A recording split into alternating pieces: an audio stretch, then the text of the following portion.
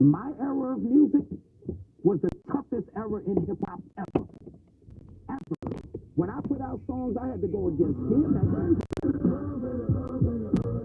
Jay.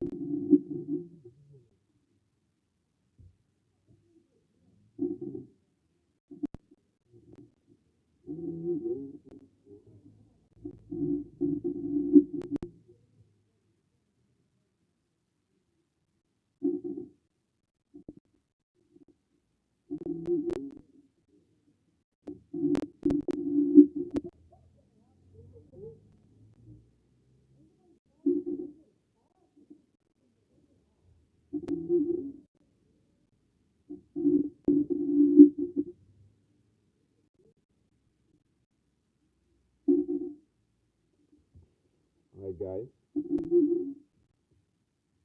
you're just joining,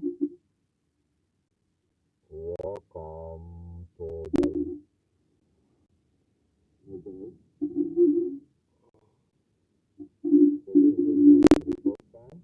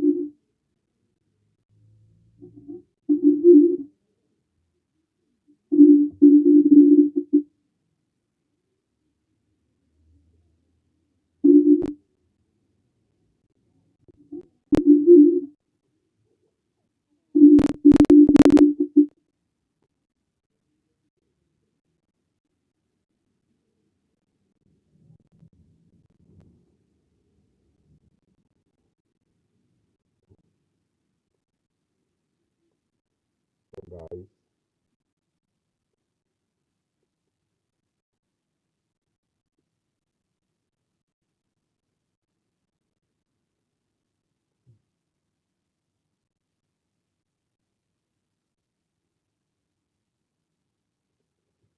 so guys,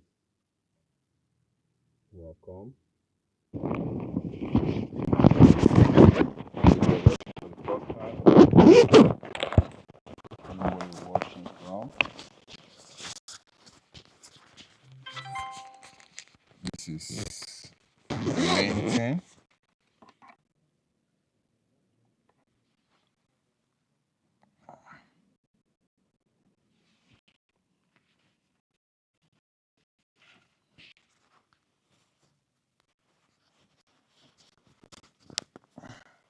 This is LinkedIn. This is LinkedIn of the LinkedIn show.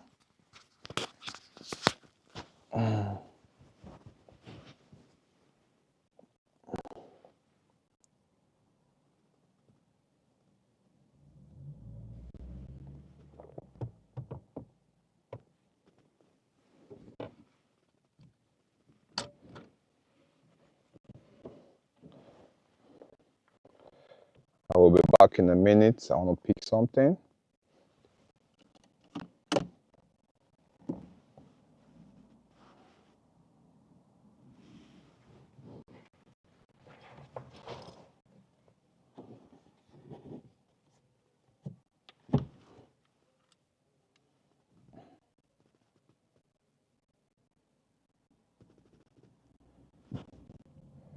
LinkedIn. So just let me know where you're watching from.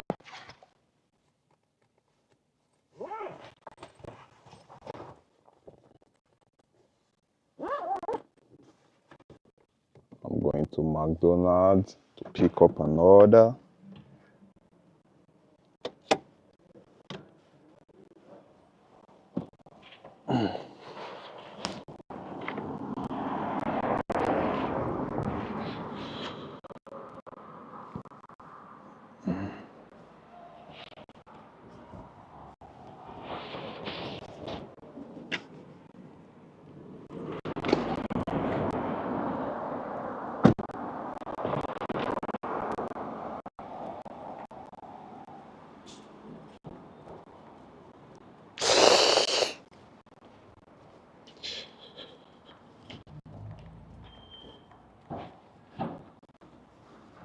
Oh,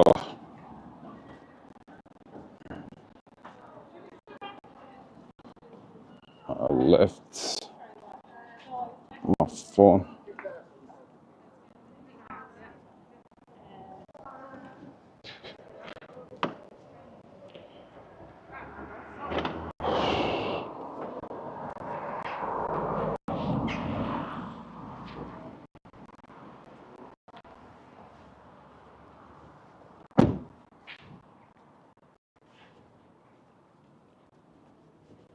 To the street of Highland.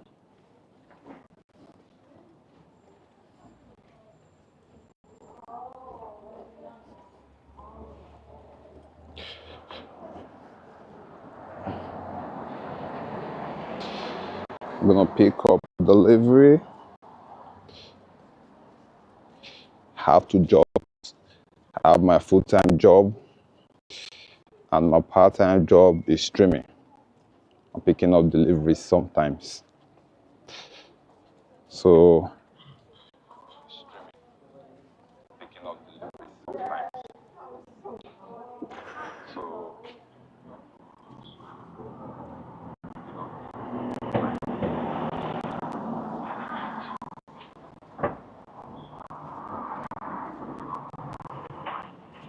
funny enough, I think the camera is upside down. Hi. Funny enough, I think the camera is upside down.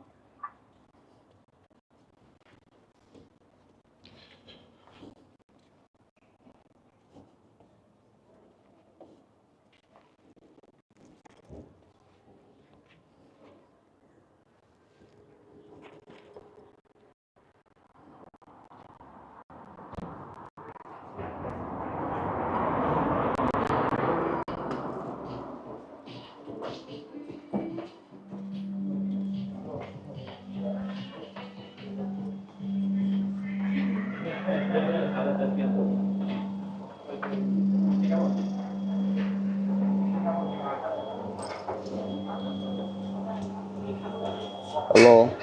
Sorry, there's no food ready. There's no food ready.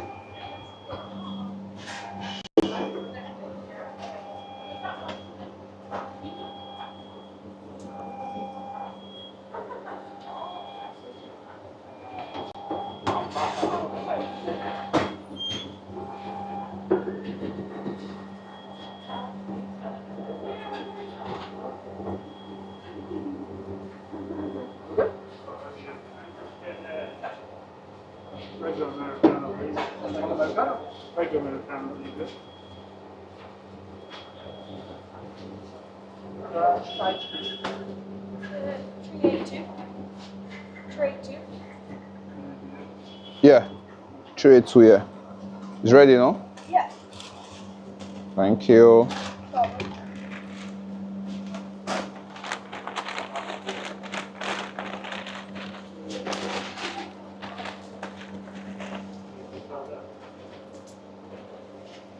Thanks.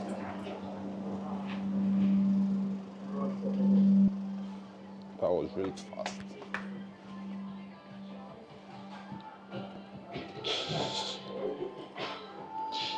That was really fast. So we're going to our destination. Going to our destination.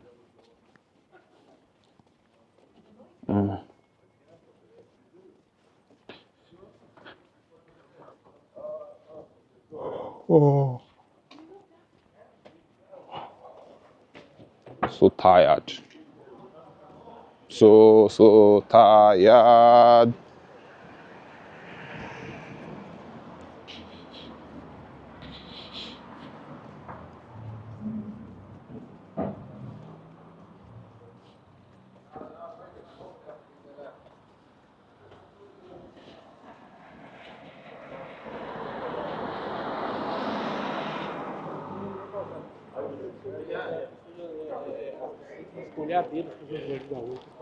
Today is Friday.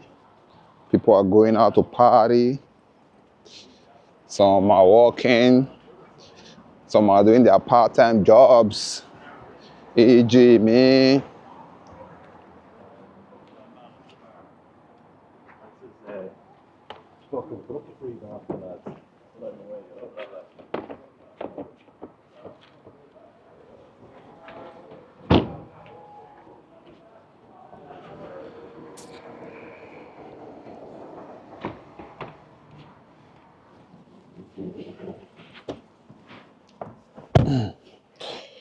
Yeah, I'm in the car.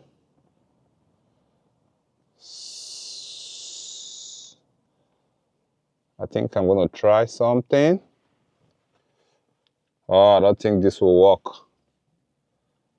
I doubt. How did I put it before? Put it like this. It was like this. But I think this is upside down. So I'm gonna flip. I'm gonna flip it. Yep. So now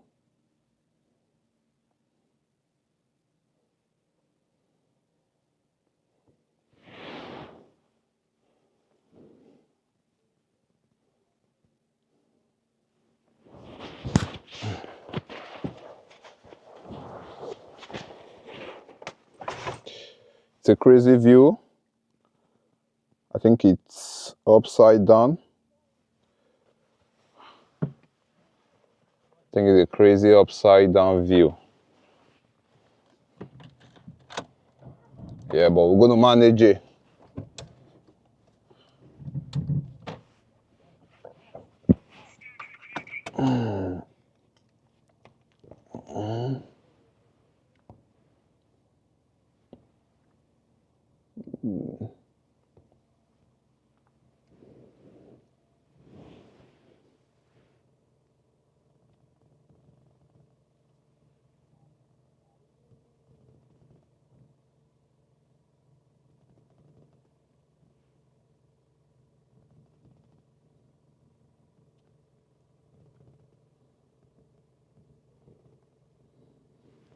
Okay, now let's go. You have to watch before you go out. So now I'm going. While I'm going, I think it will be good for me. Trump's grandfather was an illegal immigrant. Yeah, like his wives. I'm kidding, not all.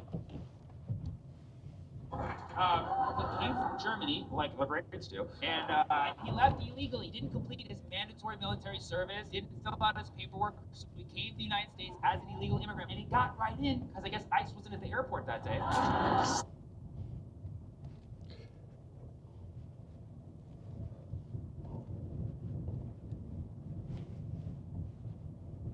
Slipped right in. Right in! I'm joking, but he was probably alive at that time. So he got right into the country and he started a business and it didn't work out. Oh, yeah. A failed Trump business. Who would have thought, right? So he has to move to Yukon, not University of Connecticut, which would probably be worse. Yukon, the province in Canada, or as Trump knows it, the 51st state. And there his grandfather started the most wholesome business that one can, a brothel. Or as Trump calls it, a beauty pageant. If you don't like this joke so far, you're not going to like the rest. He opens his brothel, and spoiler alert, the brothel is a huge hit, okay? Apparently the gentlemen love it. But this brothel was particularly successful because it was in Yukon during their gold rush. So you had all these men coming into town to work in the gold mines, and after their shifts, they would come down to the brothel and they would pay directly in gold dust. And they would basically just choose a woman, grab her by the pussy, and I didn't write that. That was their company motto, I swear to God, it was written on the desk. Come to the Trump brothel, grab her by the pussy. It's gonna be huge, I swear to God. And because they paid directly in gold, the family was able to cash the money in right away, and that's how the Trump family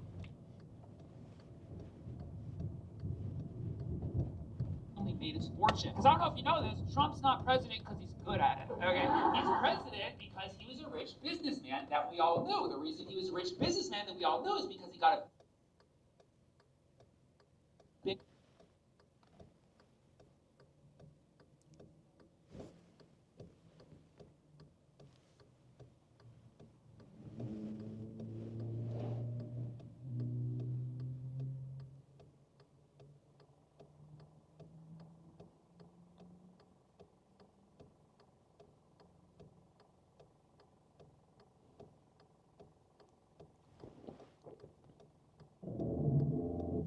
What the F? Guys, going through. CeraVe foaming cleanser with up to 12 hours oil control to help lock in skin barrier strength in just one wash.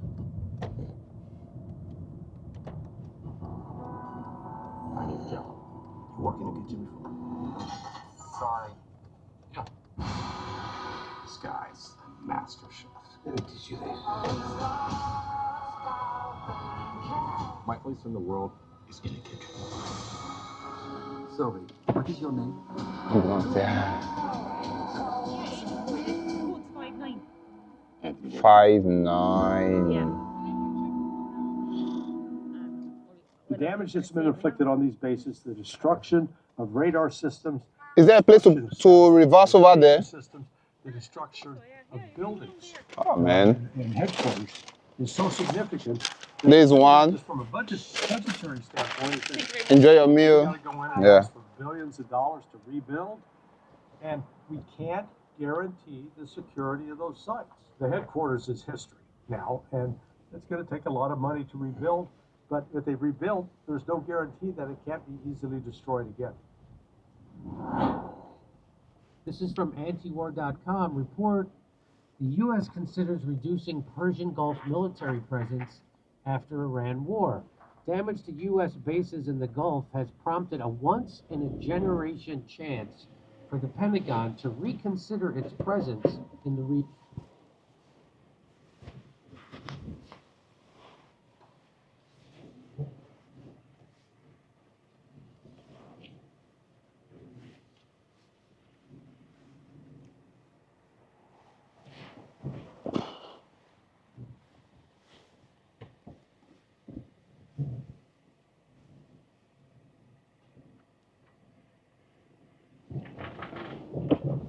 And we showed those Gulf states that we are not going to protect them, nor can we. And so now we're making, according to this, we're not even going to try to rebuild those. So what's in it for the Gulf states?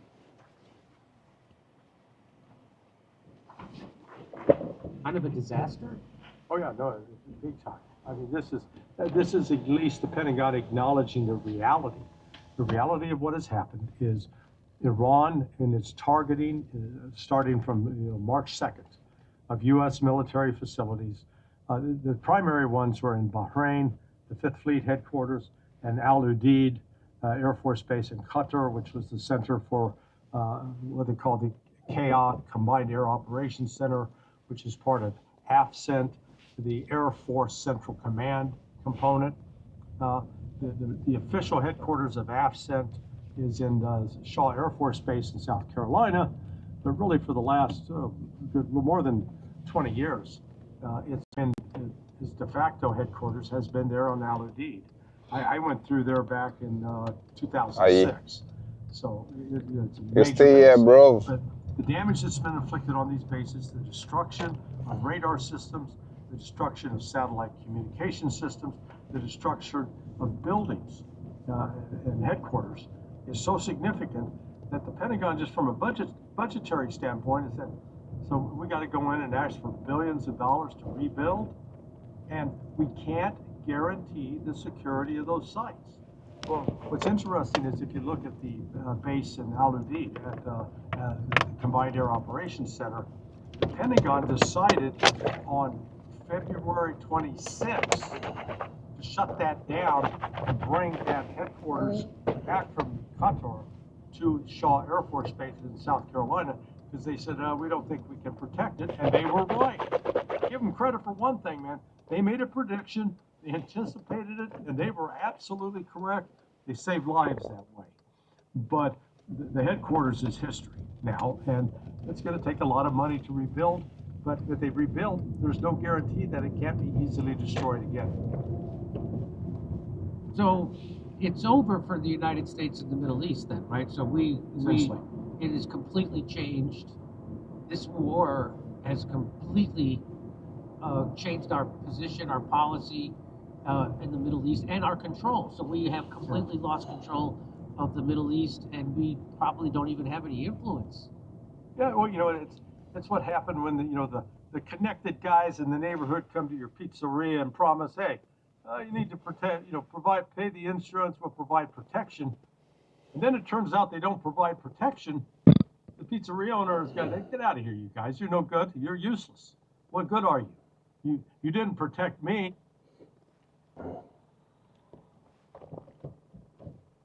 And I IHG Hotels and Resorts, you can unplug for the day or plunge into a long weekend. Savor the moment or savor the details. Earn points for reward nights with IHG One Rewards. Intersport Elbreeze has you covered. Buy one, get one half price on selected footwear. T's and C's apply. We'll begin with developments bordering on the 2027 presidential election as Nigeria's presidency trade words with ADC presidential candidate Atiku Abubakar over his plan to return petrol subsidy if elected president in 2027. President Bola Tinubu, in the meantime, says Atiku's proposal shows, quote, serious ignorance of governance and economy. Both camps have since been trading words on the benefits and downsides of the subsidy removal. Meanwhile, Nigeria. Iranian state media says Tehran has been granting permission for a number of Iraqi oil tankers to transit the Strait of Hormuz. The media report comes after a visit by Iranian Speaker Mohammad Bagher Ghalibaf to Iraq this week. Iran says allowing the ships to travel through the waterway was one of Baghdad's main requests during the visit. Iraq's economy has been one of the worst hit by the war in Iran. Normally, Iraq exports around 105 million barrels of oil each month. That fell to just over 30 million being sent by sea because of disruptions in the Strait of Hormuz. Crude oil exports account for nearly 90% of Iraq's revenue. That generates $8 billion a month for the state. But the government needs around $8.24 billion a month to pay state salaries and cover basic services. The government source tells Al Jazeera there's a shortfall of $2.4 billion this month. It's implemented austerity measures to cope, which are hurting the poorest people the most. And Tawheed Asadi joins us now from the Iranian capital. So, Tawheed, what do we know about the flow of Iraqi oil tankers through the Strait of Hormuz, given the media reports emerging there?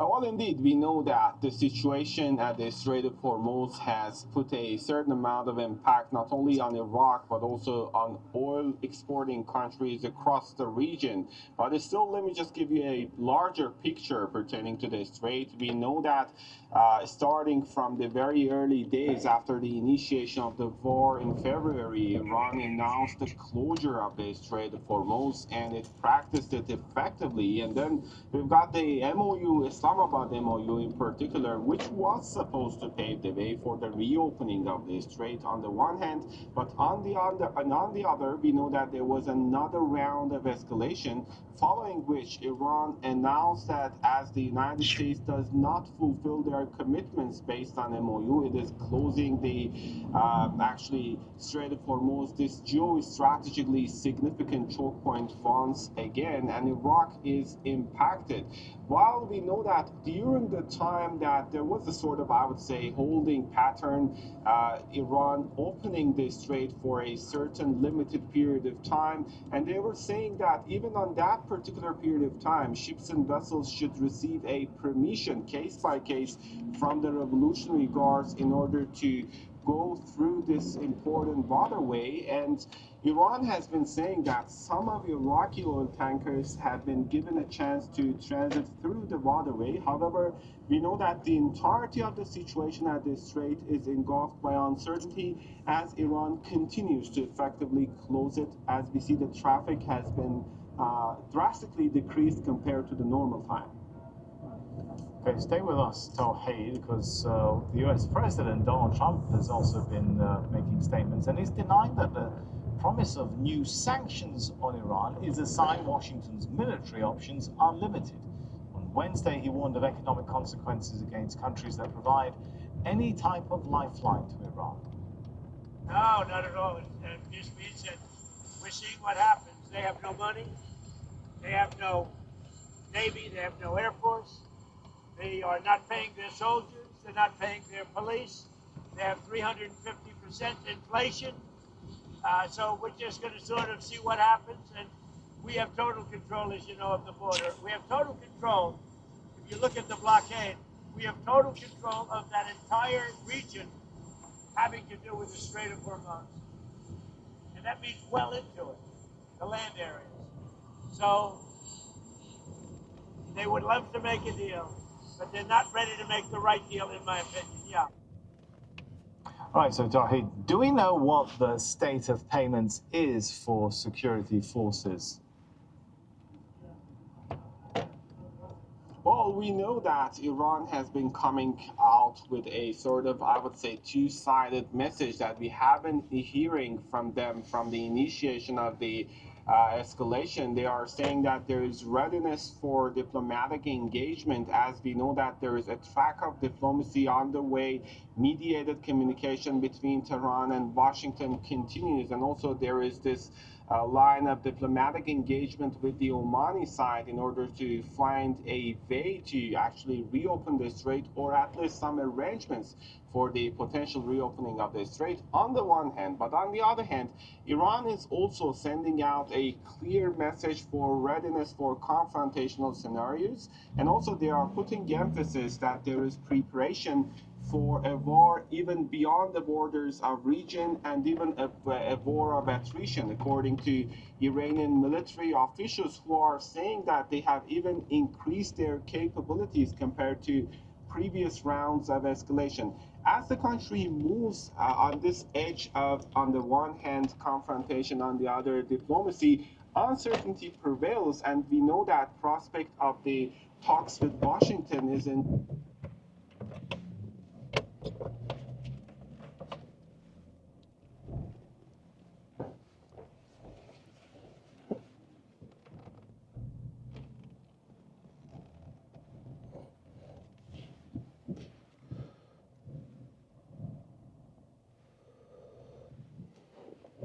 Ambiguous situation, and we have to keep waiting to see whether Iranians are going to continue this diplomatic engagement or another round of confrontation. All right, we'll leave it there. Tawhid Asadi, our correspondent from Tehran. There's an easy way to create the perfect resume to get the job you want.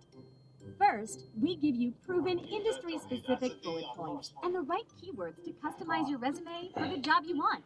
Then choose a professional resume template to highlight your unique skills.